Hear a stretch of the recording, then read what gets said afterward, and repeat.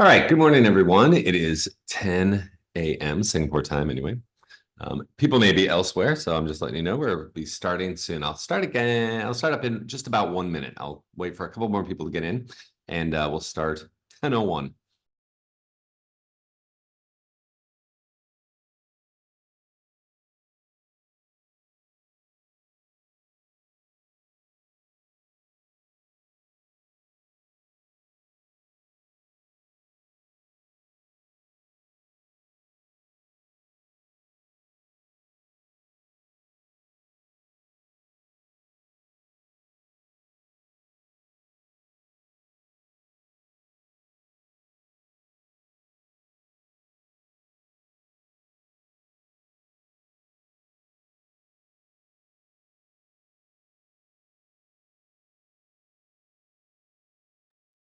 All right, the clock has hit 10:01, so let's get started.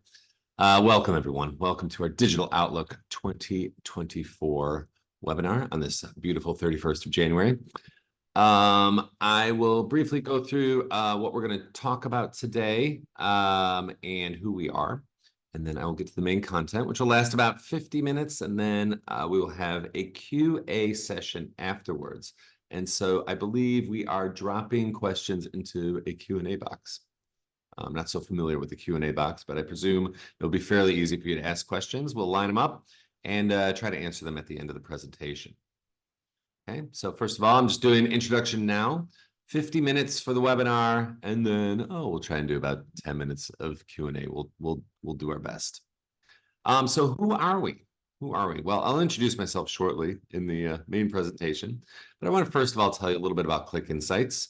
We are a research firm, fundamentally, and we help our clients deliver actionable insights and analysis to business leaders so they can make the right decision.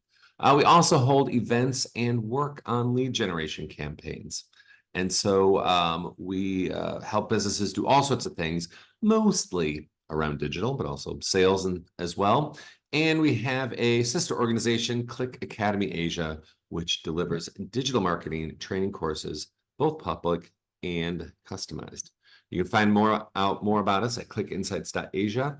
Or if you're interested in the training, clickacademyasia.com.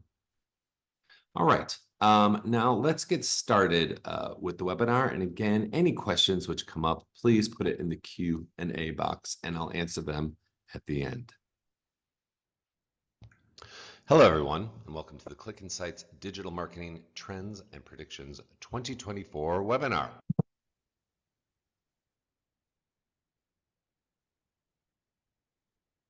1 second. Today, we are here to talk about ClickInsights' latest report of the same name, which you can download in full. Thanks. One moment. It seems I'm having some trouble with the sound. 1 second.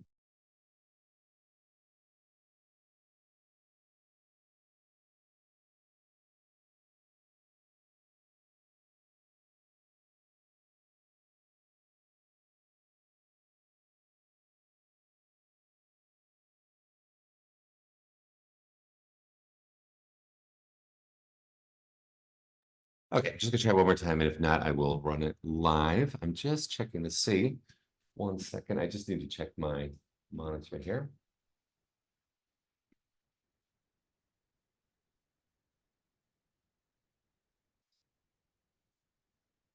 Try one more time, and if not, I will have to go live. Hello, everyone, and welcome to the ClickInsights Digital Marketing Trends and Predictions. Nope, it is having serious issues. All right, anyway. The slides will be shared after the webinar. I think so. I think we can. That's from one question. But anyway, let me just go and go back to this presentation here, and I will. Hello, everyone, and welcome to the ClickInsights Digital Marketing Trends and Predictions 2024 webinar. Today, we are here to talk about ClickInsights' latest report of the same name, which you can download in full following this presentation. My name is Jeff Rajek, and I'm the Chief Analyst at ClickInsights Asia. And we offer research, lead generation, training, and consulting services for the marketing industry in Asia. You can learn more and check out our daily blog updates at ClickInsights.Asia. Now, once you get the report, which will give you the links at the end, you will see that our trends and predictions for this report are divided up into no less than 26 sections, each of which provides insights to help marketers make decisions in 2024. However, as we have limited time today here, I'm going to provide 4 highlights of the report, each of which covers several trends, and I'm going to try and give you the big picture of the state of marketing in 2024. So those 4 big trends, well, here they are. Here we have artificial intelligence and the future of marketers, the first-party data challenge, marketers as creators, and finally, we sell or else. And so these are the 4 big trends that marketers will need to face in 2024. And for each of these, I will provide a summary of the trend, as well as some to-do list suggestions for marketers, and bits of additional info as well, thrown here and there. So once I get through these 4 topics, I will take some questions at the end, which can be asked in the chat throughout the presentation. Okay, so we got lots to get through here, so let's get started. First off, artificial intelligence, or AI, and the future of marketers. Now note the emphasis on marketers, that is you, rather than on marketing in general. Now, to give you some idea of the effect that AI will have in marketers, I'd like to start with a totally unrelated subject, radiology. Now, I know just about nothing about radiology, which, according to Google, is a branch of medicine that uses imaging technology to diagnose and treat disease. But what I do know is that there is a lot of chatter about the field of radiology in the world of AI. See, a good part of the radiologist's job is to examine x-rays and to try and identify anomalies in a patient's x-ray image, like there on the right, which are indicative of diseases that need to be treated. Okay, so the radiologist takes an x-ray and then they also examine it and look for anomalies which let them know what's going on the inside. Now, according to experts, the world of radiology has been turned upside down with new AI systems, which can not only detect the same problems as radiologists, like what's wrong, but apparently kind of outperform them in finding the anomalies which have previously eluded human eyes. Now, I can't tell you exactly what's going on in this picture, but I presume that the computer has somehow identified various characteristics of these different x-rays and some of the things people may have missed. So it seems that radiologists might be in a little bit of trouble. Now, not so fast, says a recent report. Here is one from Radiology Society of North America. And it says radiologists do much more than diagnose anomalies, and AI helps people, helps the radiologist do this. It does not replace them. In fact, the report says, AI is nothing new, really. Radiologists have always had diagnostic tools, and human-machine collaborations have performed better than either AI or radiologists, on their own. Okay, so AI is, instead of replacing the radiologist, AI is going to become a tool that they used. But in the conclusion, and here I'm getting to my point, don't worry, the report concludes that while AI won't replace radiologists, radiologists who use AI will replace radiologists that don't. Okay, so as from the usage standpoint, it's not just another tool. It is something that is critical for the future of the radiologist. And after having reviewed many different AI technologies for marketers, I'm pretty ready to make the same conclusion for our industry too. So to paraphrase, that is, will AI replace marketers? Well, I think that's the wrong question. AI won't replace marketers anytime soon, but I'm quite sure that marketers who use AI will tend, over time, to replace marketers who don't. The creative boost, the workflow improvements, the productivity enhancement capabilities of AI systems as they are now are too powerful for marketers to ignore. It is definitely time to get on the AI bus. Okay, so what can you do to improve your AI marketing skills? Well, I've divided the topic into three kind of short sort of subtopics here. So we're going to focus on AI and the future of your career. But I got sort of three topics here I'd like to cover. First of all, AI generated content. Then we'll talk a bit about chatbots, and finally how AI is affecting SEO and a bit of paid search as well. So let's get started with number one, AI generated content.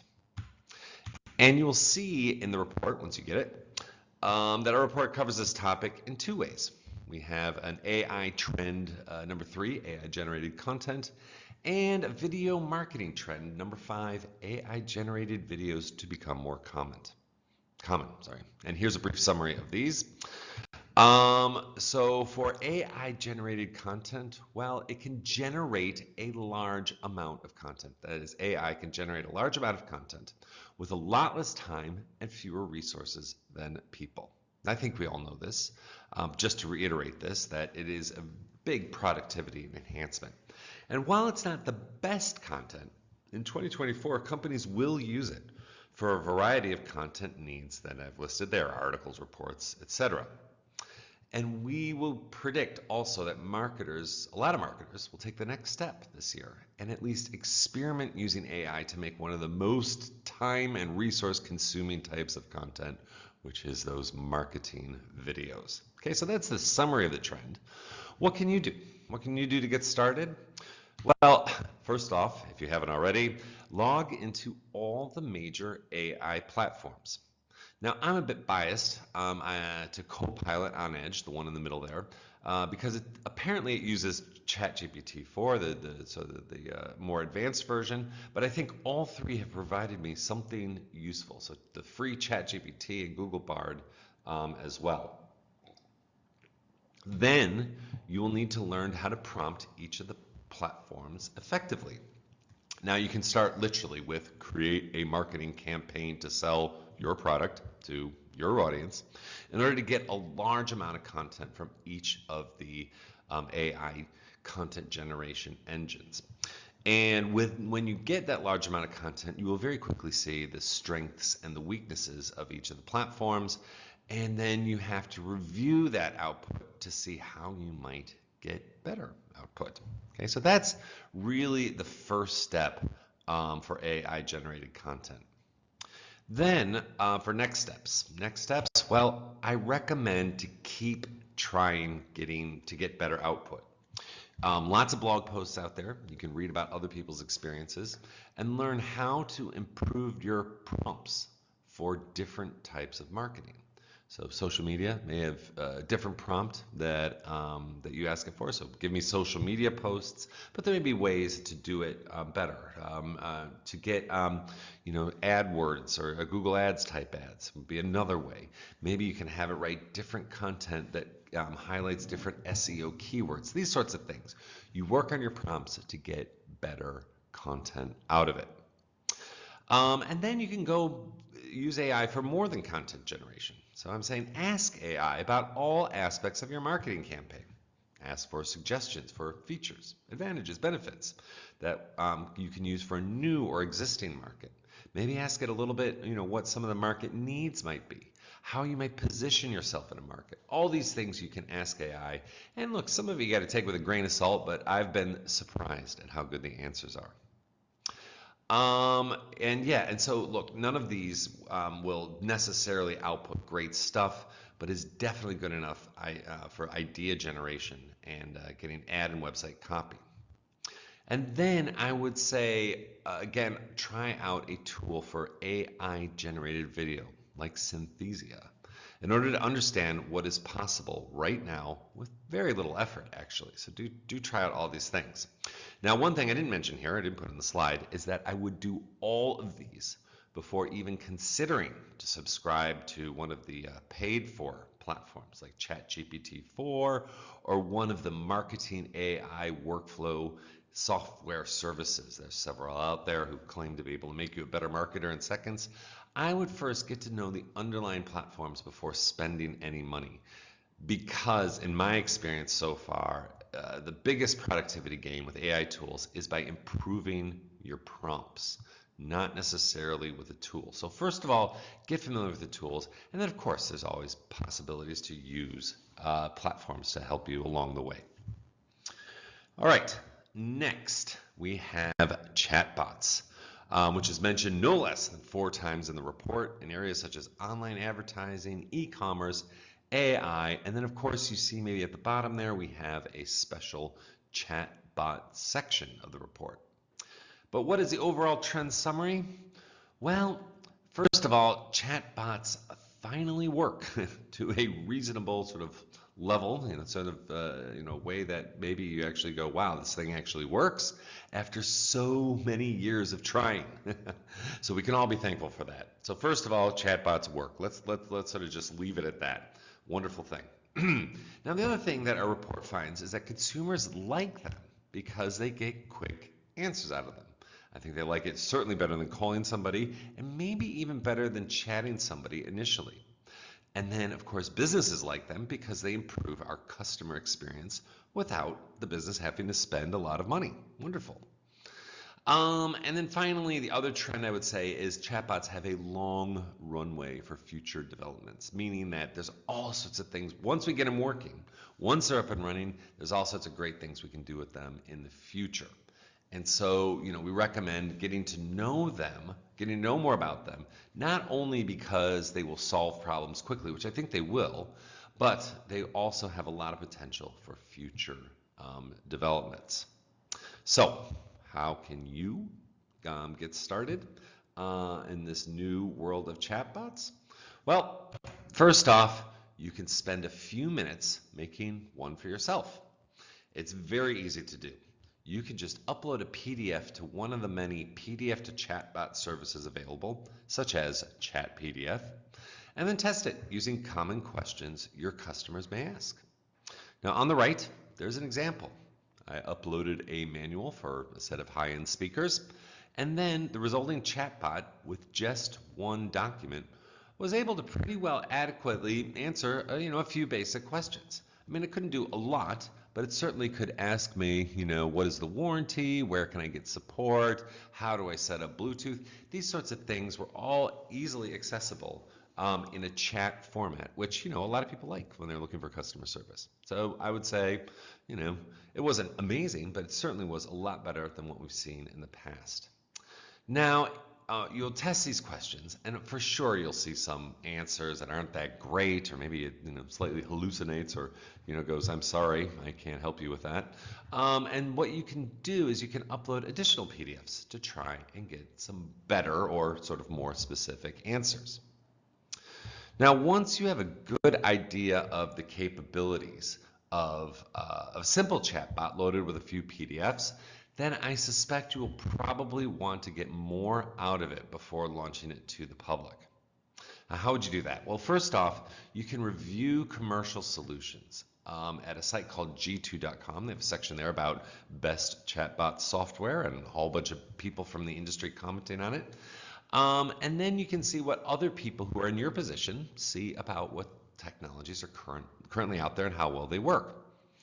Some of the other things I found out that people are doing are they are integrating chatbots with live customer service using trigger words, such as when somebody asks about buying, a real operator is given the option to chime in the chat. Some people are testing their chatbots with a voice interface. Okay, so the person actually feels like they're sort of speaking to someone with various results. You can read about the reviews there on G2. And others are integrating their chatbots with their e-commerce engine, allowing people to buy directly with chat commerce. Okay, so they can buy their products and services through a chat interface, and it allows them very easily to sort of ask questions about options and stuff while they're in the middle of the purchase. Now, a word of caution about the chat commerce, just as a little bit of fun here. Chatbots are not quite ready for prime time yet. And if you want to see a reason why, here's an amusing example of a story of a guy who went on a chatbot with a Chevrolet dealer, car dealer in America. And he got the chatbot to tell him he could buy a new car for $1, sorry. and there was no takesies backsies, as he says. And so perhaps, maybe we can learn from this lesson from this car dealer and have a few disclaimers ready to avoid a similar fate. So I think chatbots definitely work, definitely ready for experimenting and using for customer service. But do be, a little bit careful. Don't be so ambitious, and make sure you don't end up selling cars for $1. All right, next, or finally, I want to mention how AI is affecting paid search and SEO. And that's like these two trends here where we see from our SEO section and our paid search section, respectively, two different trends about AI. Now, first off, Google is increasingly relying on AI on the search engine's result page, or the SERP as it's known. And for many users, for many people who use Google, this means that Google's new Search Generative Experience, or SGE, now appears at the top of the SERP. They were rolling it out gradually. I had it, several months ago. Maybe you haven't had it yet, or definitely, try a few different Google searches and you'll end up seeing it. But the thing is, by changing the SERP, this will have a profound effect on your brand's SEO and, of course, the follow-on organic traffic to your website. And you will need to rethink your Google ad strategy as well. Okay, so it's a big deal for Google to change the SERP page, and then you won't know exactly where your brand is going to appear on the SERP page, and it may affect your organic traffic. Okay. So what can you do?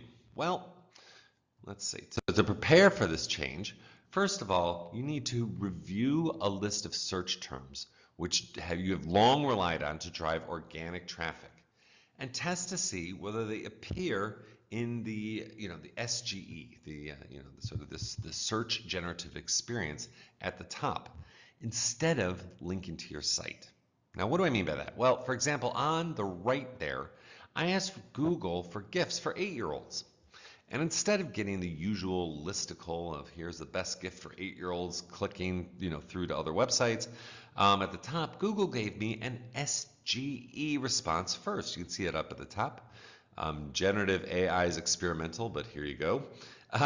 And then below that, some sponsored ads. And that pushes the first organic result quite far down the page.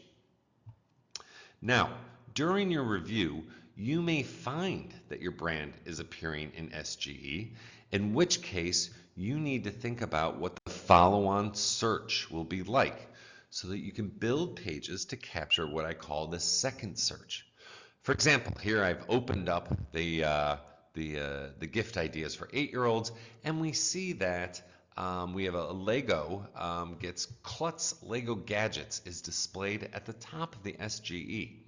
And for sure, people will search on that term specifically after seeing the SGE result.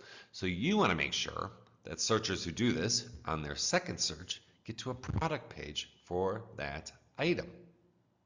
But you also need to know where you're not being successful. Where is your brand not appearing in that SGE there on top? And then look at the keywords which the SGE uses and make sure you include those in your pages. So again, look at the example on the right. We see that several Google results are kits. We have a crystal growing kit and a water marbling paint kit and a butter slime kit. And so, what this is telling me, if you're trying to sell things to people who are buying presents for 8-year-olds, you might want to include something that has the word kit in it. It seems to be a popular item for SGE, and maybe it's for consumers as well. So rethink your whole kit strategy. And then, try and incorporate that into your products, into your pages, and make sure that you have a much better chance of appearing in the SGE result for the keywords that you are aiming for. Okay, look, there's a load more to say about how AI will affect marketers in 2024, but I think we've covered this in some depth. We talked about the AI-generated content, how you got to get used to that. We've got chatbots, SEO, and look, I'll leave the rest as an exercise for the reader of our report. But do note, I definitely think that it is time to get on the bus. Go and research AI. All right, next trend is the first-party data challenge. And here, I'll talk about these trends in two sections. First off, I'm going to talk about why it's a challenge, which is because the third-party data is on the way out. And then I'll talk a little bit more positively about how you can leverage first-party data. But first of all, let's start off with third-party data is on the way out. And that's covered in two trends in the report. We have a social media trend there, number 2, and then we have a programmatic advertising trend where it talks about advertisers transitioning away from third-party cookies. All right, let's talk about what's going on here. So for the summary, it's all about this thing called third-party cookies. And the way that this works is when a person visits a website, the website captures their website visit data, right? It knows that they visited, in what's known as a cookie. And cookies are commonly used for many things, okay? They are able to tell you, I don't know, how many website visitors have come to your site that are new, that have never been there before, and how many are returning. However, the cookie, which is the record of the website visit, has also been used by other websites, and they're known as third parties. And what they do is they're able to see data about users' browsing habits across the web. Now, this sounds complicated, but really, you've probably all been using it because it allows you to target people with adverts based on their interests, and also it allows you to do retargeting, where you can advertise your website on other people's websites and encourage them to come back to yours. So these are people who visited your website, you retarget them elsewhere, and they come back to yours. Now, this method of using cookies, this third-party cookie for interests and retargeting, is kind of expected to come to a screeching halt in the second half of 2024 because Google will not be supporting this method in Chrome. And Chrome is used by over 90% of web browsing in most markets. Now, what this means is that brands must reassess their advertising strategies, as well as start collecting data from more users when they visit the website, okay, so that they can continue to market to them after they have left. So, just in short, there's a big change. It's a big change. You should, definitely take note of this, that Google is not going to support the methodology that we currently use for retargeting and interest-based advertising. Okay, so we need to rethink these things. So what specifically should you do? Well, first off, don't panic. Google knows this is going to be a problem for a lot of brands, and they are going to offer some replacement for ad targeting and retargeting. And I do believe they will do this before they turn off third-party cookies in Chrome. So keep your eyes open. Don't panic. Keep your eyes open. However, marketers should not just wait around. Okay, not just wait around for Google. They should try to both collect more first-party data, which includes email, mobile, and social media follows, right? As well as enhance that first-party data with as much additional information as they can. Now, this may mean that you require users to log into your site before they do key things like buy, or maybe watch key videos or download product papers. And look, this is quite common these days. And then once you have their data, you want to be able to set up a system where you can enhance it. So you want to say, yeah, this guy logged in, but I also want to know like what products they viewed or other behaviors they might have done. Did they or did they not watch the marketing video? And then this will determine, what type of consumer they are. Maybe give you some indication of how close they are to buying. Okay, so you want to collect this data as much as you can, and then you want to enhance it with some additional information based on what they do on the site. Then as next steps, what you want to do is to try and build up your second-party data. Now, what is second-party data? Well, this is data, which is first-party data, but from another company, usually a trusted partner. So how do you get second-party data? Well, first off, you need to explore possible relationships with any business partners, distributors, affiliates to see if they collect first-party data, which can then be used by your brand for marketing purposes. Look, I know this is not easy, but this is something that you need to start exploring because as the third-party cookie comes to an end, you may find yourself in a bit of a data deficit, I would say, and you need to find new ways of getting data. And this could come through business partners. Now, there are also second-party data marketplaces through which you can buy access to first-party data from other people for marketing purposes.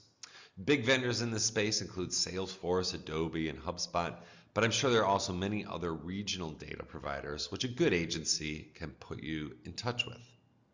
So then once you have this second party data, you can continue to market specifically to customers who your partners have identified are very likely to be interested in your product. And so it's kind of like retargeting, but in a way which doesn't rely on whatever it is Google's cooking up right now for what's going to follow on from cookies. So, collect your first party data, but also think about second party data. Now for the next part of the first party data challenge, you'll see the report covers several trends about how marketers should leverage the first party data they obtain. We have content marketing trend that personalization will get smarter, a couple email marketing trends there, and then also a B2B marketing trend where you want to maximize the value of your first party data with what are called customer data platforms. Now to summarize these trends, once you have this first party data, and then that includes second party data as well, you can segment audiences and personalize your brand marketing to a much greater extent. That is, when you have data about your customers and how to contact them, you have powerful tools to deliver more personalized marketing. Additionally, there are also ways that you can enhance your data with AI. Okay, you can discover new segments. AI can help you find patterns among your buyers. Maybe you have people who are the sort of the Thursday night specials, or maybe you have people who buy every other week. All these things can come out once you are using. Once you have the first party data, you can find out all sorts of things about your customers that would have been impossible before you had the data. And then finally, just for B2B people, well, you can leverage your first party data through tools such as customer data platforms, CDPs. And this helps you manage and enhance, like I was mentioning before, and enhance your data. And so you can collect all this data from all sorts of different sources there, as you see on the right, and the CDP helps you manage it and find opportunities to use it. So what can you do now? Well, first of all, besides collecting first-party data and second-party data, as mentioned previously, marketers should explore how they will manage and govern their first-party data. So on the right is just a little diagram to give you some idea of how you can collect, verify, store, and then use first-party data. Okay, so you see the little flow chart there. Start off with your apps and your promotions. Maybe you have some sort of identity management system. Maybe you use a content management system to enhance it. There are some vendors there for your client database or your CDP, and then how you might be able to use that data in Marketing Cloud and advertising, analytics, all these ways you can use your first party data. Also, you may want to look for AI solutions. You may find new segments you may not be aware of. These are often part of these first-party data management solutions, or again, have a look at G2 and see if maybe somebody's got some other ideas for a tool you already have. Then you want to expand your marketing efforts. You want to look for ways to use the first-party data. This could be as simple as using Google or Meta's customer match engines, right, where you upload your customer details and try and match them with people on the platform. or it could be sending more emails, right? You may have not be using your email marketing as much, or you may even find other tech solutions. Okay, I'm not the I don't know everything about everything. I know a lot, but I don't know everything. And maybe there's other tech solutions, which once you start looking and you have enough data, these things emerge and you come up with new ideas how you can deliver ads to the people on your lists. And finally, look, keep an eye out for the developments from the major providers, especially Google in this area. Okay, so you need to keep an eye on what's happening here. This is a big change. It's been, sort of slated for years, and Google has said, nope, nope, nope. This year, 2024, it's really going to happen. So do take them seriously and keep abreast of it. All right. So in short, I think marketers should do work on all these things to overcome this first-party data challenge in 2024. All right, next trend is marketers as creators. Okay, and there are several topics for this trend. Marketers to make good brand videos. I'll tell you what good means. TikTok remains the place for brands to be, and go live if you can. If you can. So first off, this report covers a couple of trends that in 2024 indicate that marketers will need to make good brand videos.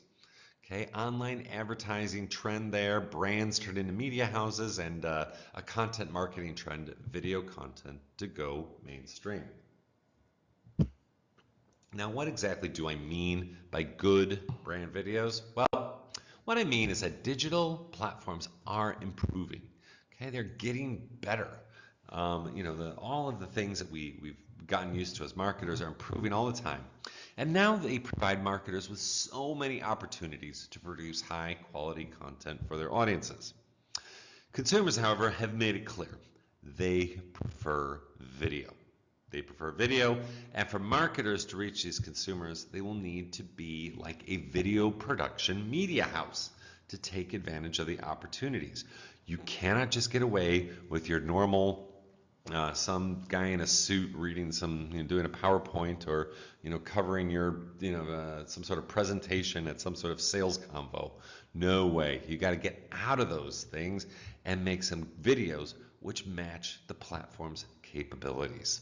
Okay, you have to take advantage of the opportunities these platforms are giving brands. All right, so how can a marketer do this? Well, first off, if you're not already familiar, do have a look at what digital platforms offer their users. And I mean across the whole gamut here.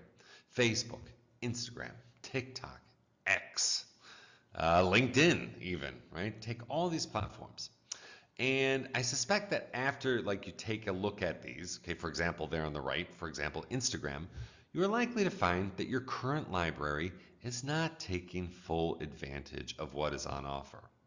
So, just like a media house, you need to review, repurpose, refit, and even rewrite existing content for these platforms. Often that involves learning new tools. For example, CapCut, which is specifically designed for TikTok, and that will make sure that your brand is following the current trends. You will fit in. Then, finally, when you need to launch your content, you should experiment with some of the new formats and measure engagement.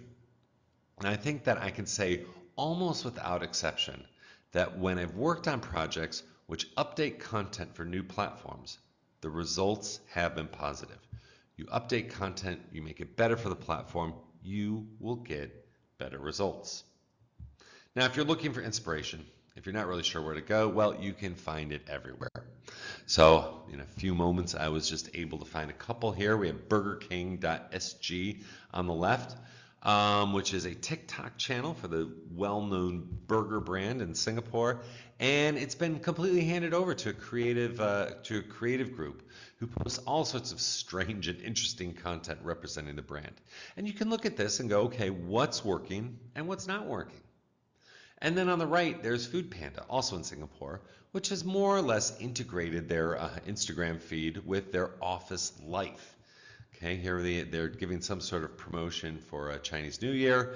And what they do is they just create cheap and cheerful videos and of course get the brand message across. But it fits very well with Instagram, and you see they have plenty of likes, shares, and comments.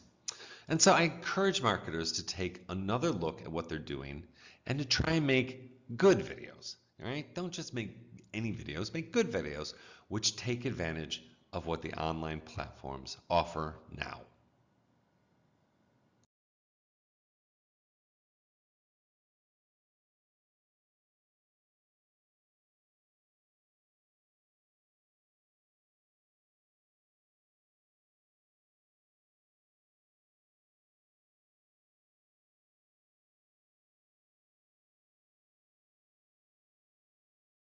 Okay, sorry about that. We seem to have had audio issues have come up again. So I will be taking this over. I've always prepared live. 1 second. It seems that there is some issue with the video I'm showing, so I will take over 1 second and do it live for you. So originally I timed these things out so that we hit 50 minutes exactly. I will still do my best to finish within the next 10 minutes or so, so we have time for questions. Okay, so the next trend that we have here is TikTok remains the place for brands to be. And here we see some of the trends that are mentioned TikTok in the report. We have social media trend 3, TikTok to emerge as the premium social media marketing platform, as well as a couple other trends about art and culture and educational content. Now, I think this trend speaks for itself, but I did want to show you why I think it's still the case for TikTok being the brands for the place for brands to be. Now, if you look at this chart on the right, okay, you'll see that the average time of people spend on 3 platforms, Netflix in red, YouTube there in black, and TikTok in gray.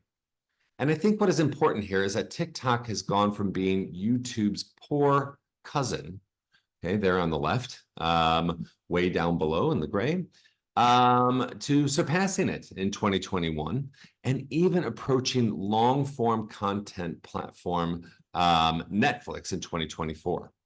Now, this is significant as now TikTok is less of a drop in, watch a video, and leave type of video site and more of a destination site where users will spend significant time every day, okay, to both be entertained, find out new info, this sort of stuff. And brands need to realize this when reviewing their media strategy in 2024. It's no longer a place that people just pop in and pop out, but rather where people are spending long periods of time every day. So what can you do? Well, for one, I think marketers need to take a fresh look at TikTok. Now, while it can seem like a somewhat random collection of videos, content is starting to cluster around a few key topics, which some are calling content areas. These are accessible through well-known hashtags such as EduTalk, Learn on TikTok for educational videos, Fashion Talk for fashion videos, and as shown on the right there, Parent Talk for parenting videos, as well as things like the challenges and this other thing called story time. People tell stories. Now, once familiar with these areas, look at how the content creators reach each audience with the brand. Okay, so you'll see content creators, a lot of them include branded content in the relevant format. And so you'll see how these content creators do it now. Now, of course, this won't be easy, and the most popular videos will typically be organic, but it is possible. It is possible. You can craft your own videos or maybe even partner with the content creators to get your brand message in the format for the content area. And for example, within seconds of checking out Learn on TikTok, I found a highly branded video entitled Cat Care Time, which showed cat owners and how they can use their products to groom their cat at home. 6 million views, 68.1 thousand comments, 225,000 bookmarks. Not bad for what looked like a day's work. Okay, finally, in the section about marketers becoming creators, go live if you can. And this covers several trends of the report, including a YouTube trend, increase in live streaming, video ads with live video, programmatic ads with live action, and then finally, how to maximize ROI in trend 4, which is live social video. So what's this trend all about? Well, in short, YouTube, Facebook, TikTok, and Twitch all offer live streaming capabilities for brands. This means that you or a brand representative can host live video even on the platform to do any number of things. You can do product demos, hold Q&As, provide behind-the-scenes content, all in the name of building your audience. Now, I understand what most marketers will think to themselves is that, well, live video isn't exactly what our brand does. But I still encourage you to explore all the ways that live streamers are currently using digital platforms. They use it for gaming, lifestyle kind of vlogging, chatting with other streamers. They have these chat shows, right? And then they also sometimes have call-ins from their followers. And then, of course, we have, well, selling. And here we have on the right, we have live streamers who have partnered with L'Oreal to offer exclusive products and content. And really, there's no reason why most brands can't find someone out there in the live streaming space and at least experiment and see what happens. Okay, so go live if you can, explore opportunities because it's really big. There's a lot of people out there, a lot of audience to be had. You just got to go out there and experiment. Okay, on to our final trend, we sell or else. Now, the name of this trend comes from a famous quote by legendary marketer David Ogilvy, who in one of his many essays on the topic, reminded marketers that marketing is not just pretty pictures and clever words, but marketing is about reaching the consumer in such a way that they are more likely to buy from us than the other guy. And I guess, we got to do it right or else. We don't want to think about the else, do we? Okay, so our report offers 3 trends, which show how David Ogilvy's wise words are still driving marketing in 2024. We see the emergence of interactive content and shoppable ads, shoppable videos, and shoppable social commerce there. All new ways for marketers to sell online. And to summarize these, I just wanted to say that while AI, first-party data management, and video production are all important, marketers must keep an eye on innovations in selling. And in 2024, these innovations are focused on taking existing content formats, such as ads, videos, other social media posts, and making them shoppable. Okay, so on the right there, you see a typical IG post, a guy looking all moody and some cool clothes, but with the added info about how to buy the look with each item offered for sale, as well as an e-commerce checkout option.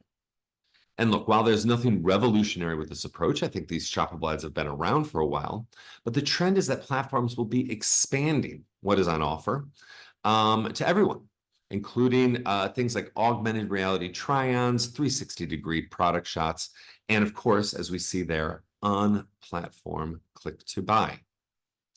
So what should marketers do? Well, just like with the new video features, marketers must first review what's on offer and then review their existing advertising strategy in light of what new e-commerce features are now available. Then I think there's the more difficult step, which is to figure out the impact of shortening your customer journey. Okay? As you see on the right, marketers traditionally have different platforms for each stage: awareness via ads, consideration through some sort of website, or maybe on a marketplace, and then conversion where they have some sort of e-commerce portal.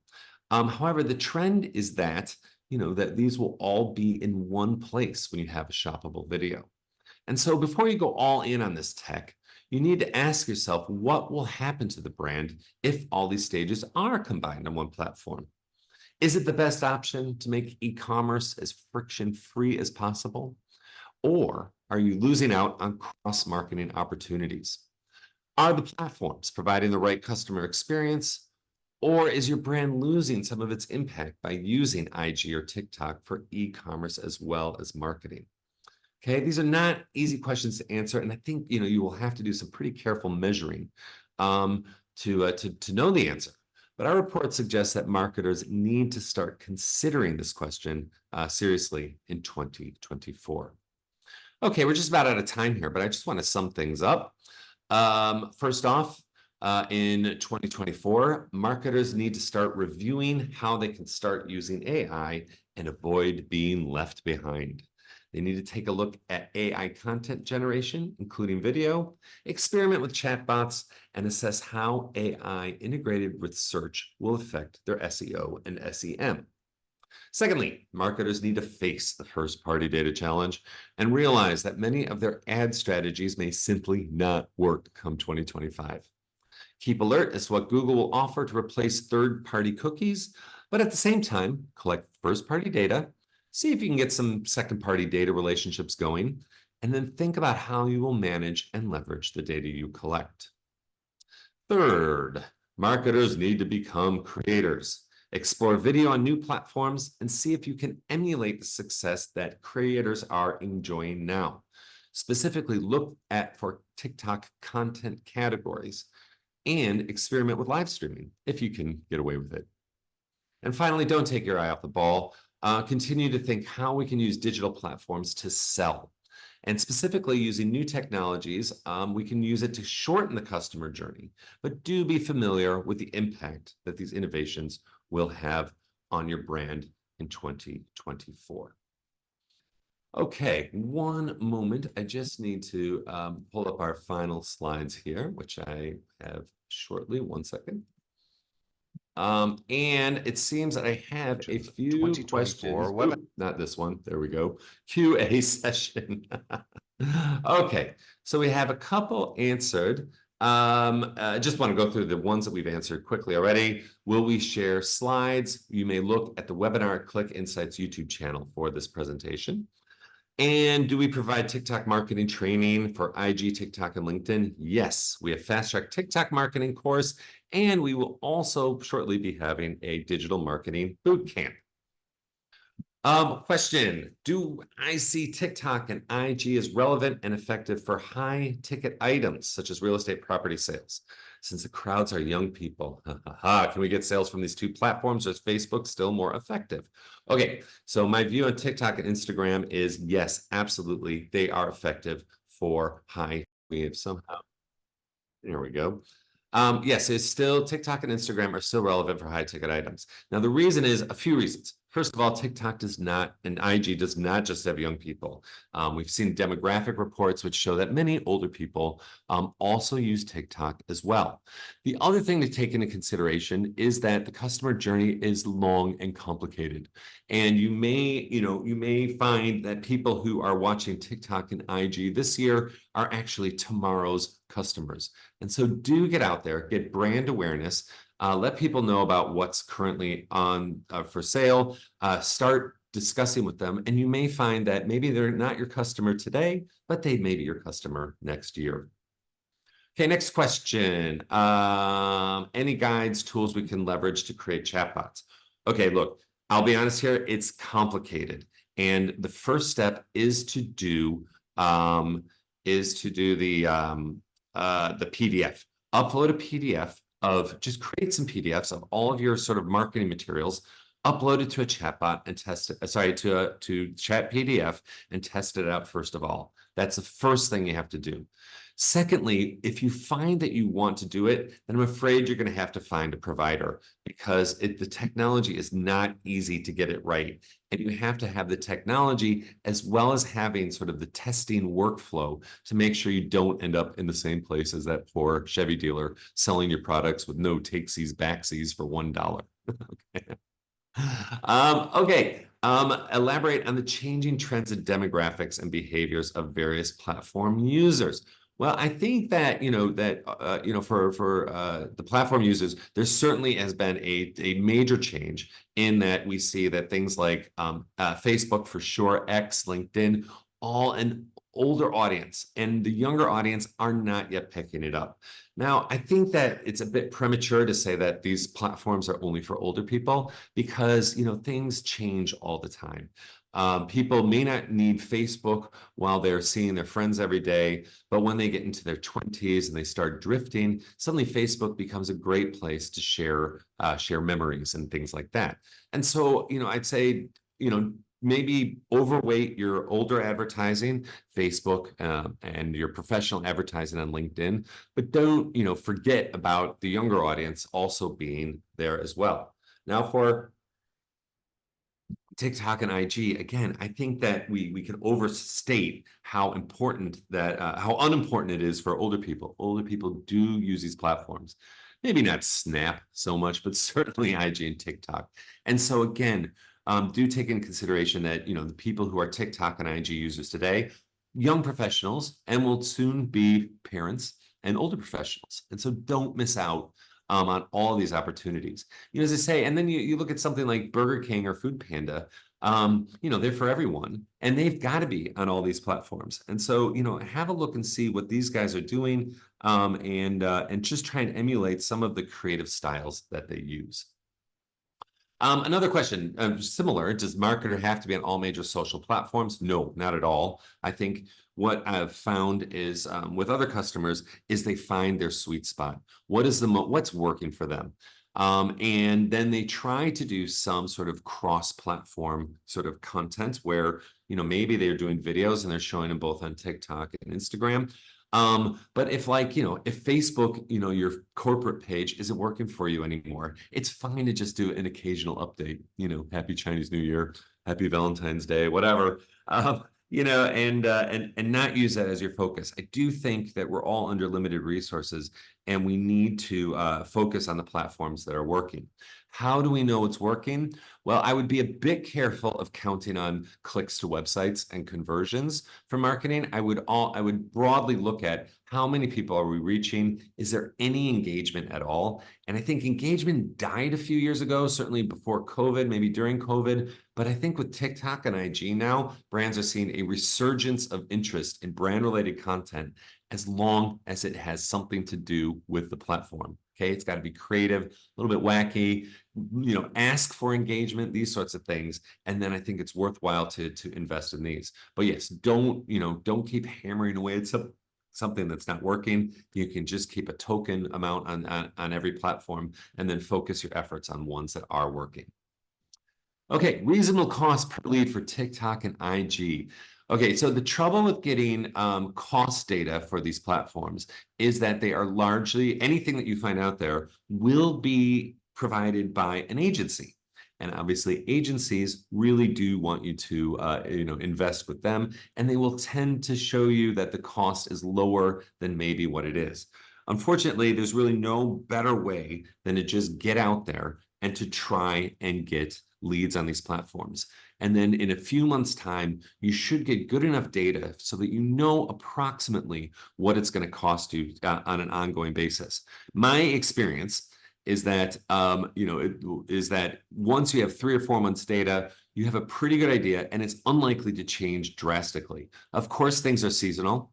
People tend to convert more like around Christmas and maybe after Chinese New Year, when things are getting back to normal. But I think and convert less in like the summertime. But again, it's different for every brand. It's very hard to generalize. And so, I would say, just so you know, I've seen people converting for $2 to $3 a lead. I've seen people converting to $200 to $300 per lead on these platforms, just depending on what you're asking them to do. If you want to drive down the costs, one thing you can do is make it very easy to convert. All the platforms have some sort of data capture available with them, or you can use a technology partner to do that. And so make it as one click as possible for you to capture their details, and then that may lower your costs on the platforms. Okay, last one. Oh no, here we got 2 more. Given the demographic spread among various platforms, what happens years down the road when the Gen Z becomes older?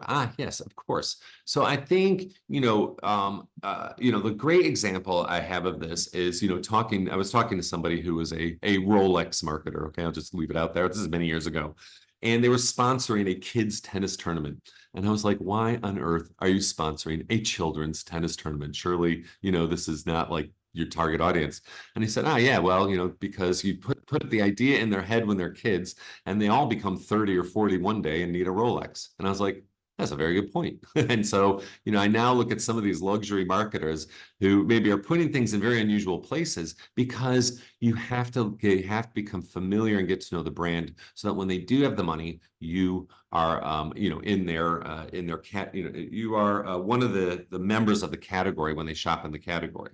You are one of the brands that they consider.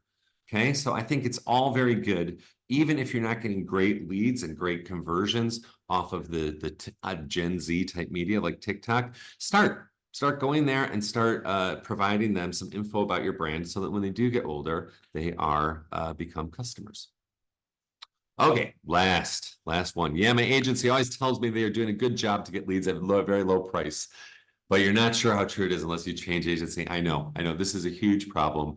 And every marketer faces this where, the difference between the promise and the reality is always quite large. And so again, one thing I do encourage people, and so I worked with a lot of brands on their analytics, and I find that they get selective reports from their agencies. And so they're not always entirely sure how well their campaigns are performing. What I would say is just make sure for every campaign, you're getting impressions, you're getting clicks, and you're getting, conversions and cost. And this way you can do some of the analytics yourself. And, just a short plug here, if you're interested in how to do those a bit better, I do 2 courses, one on digital marketing measurement analytics, and then also one on proving marketing ROI, which should help you do the calculations yourself. And in this way, you can do better comparative analysis between campaigns and even between agencies and see which ones are performing better for you. Okay, I'm sorry, I got to wrap it up here. I did say 11 o'clock, and I just want to very quickly share what we have to say. Thanks for joining us today. Any more questions, email us here, and I endeavor to answer all email questions. I certainly am happy to do that. Here we have a free access to our report, which would be at bit.ly, Digital Outlook, I guess, 24-webinar with a capital W. So bit.ly, DO24-webinar, or that lovely QR code there. Upcoming courses. Here, I'll just leave this list for you. I don't need to read them out. Just want to highlight a couple that were relevant to this course. In particular, Fast Track Copywriting Mastery, done all on ChatGPT. So if you really want to get your hands stuck in and learn AI and how it can help marketing, we go through the whole customer journey and do copywriting using ChatGPT. Digital Marketing Bootcamp, very similar. A lot of AI generated content. Fast Track Digital TikTok marketing for so you can become a great brand video producer. And then we just mentioned the digital marketing measurement and analytics, and we will definitely talk about the first party data challenge. And of course, the other ones are great as well. So do check us out, bit.ly, CAA, Click Academy Asia DM classes, or clickacademyasia.com. Additionally, at ClickInsights, we have free monthly reports and a digital marketing blog updated daily with things like social media buzz, APAC Digital Digest, and a China specialty as well. You can get your reports there at ClickInsights Asia/free reports, or come to our blog in order to get the daily updates. Oh, that's it. I'm afraid I've somehow triggered off the last slide there by accident. Let me just put it back up there. But again, thank you everyone for coming today. We will be releasing the webinar on the YouTube channel shortly so you can review all the most salient points. And please do skip over my audio issues that I ran into. I'm sorry for that, but hopefully you found it useful. Thank you all for joining, and we will see you next time. Take care.